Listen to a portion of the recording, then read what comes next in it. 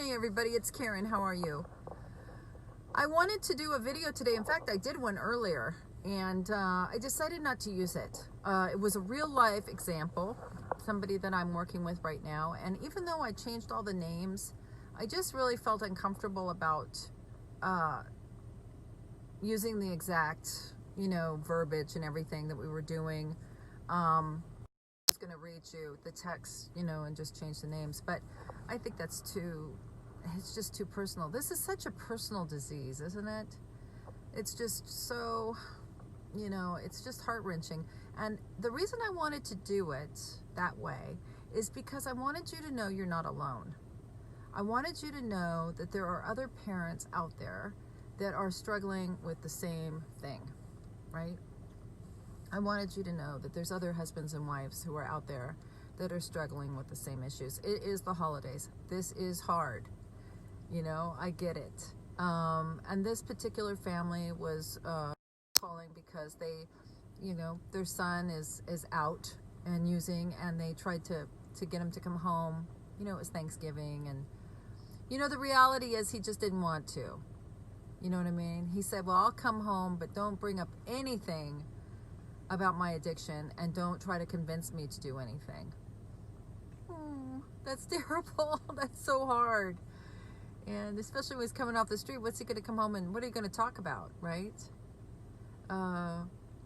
So it's heartbreaking. And what I tried to explain to the parents was that even if you keep driving around to find this guy and you drag him home, he's not going to stay.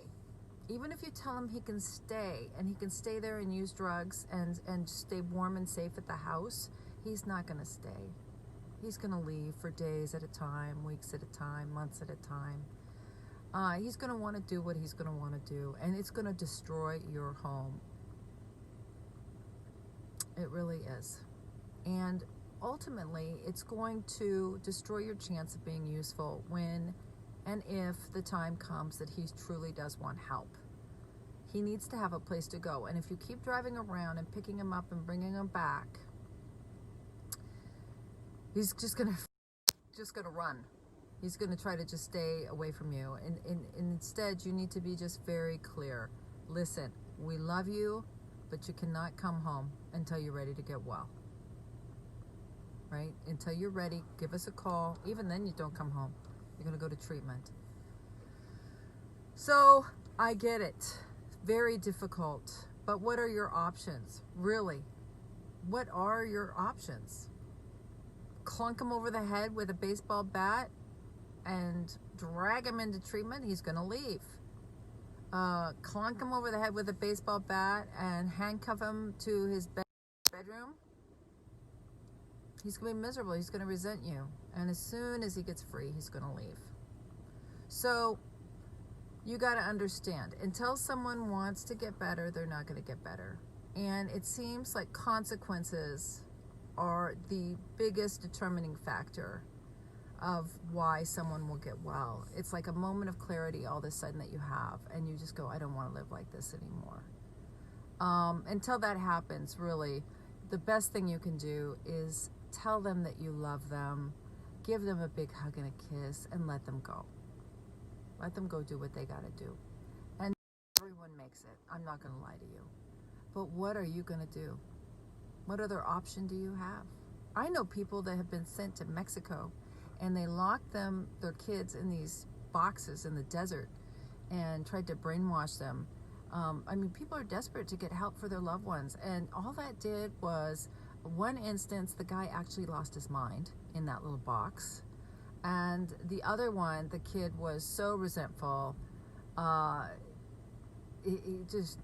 It was no coming back from that. There's no coming back from that. So really, the best thing you can do for yourself is, if you have a loved one who is still out there, take care of yourself. Go to Al-Anon or go to Nar-Anon and get some support for this. Look after the children you still have at home or the family that you still have, and try to take care of yourself and wait so that you're ready when the person really does finally want help, if they do. If they don't, then you just have to let them go with love, right? But you've got to protect yourself like a motherfucker.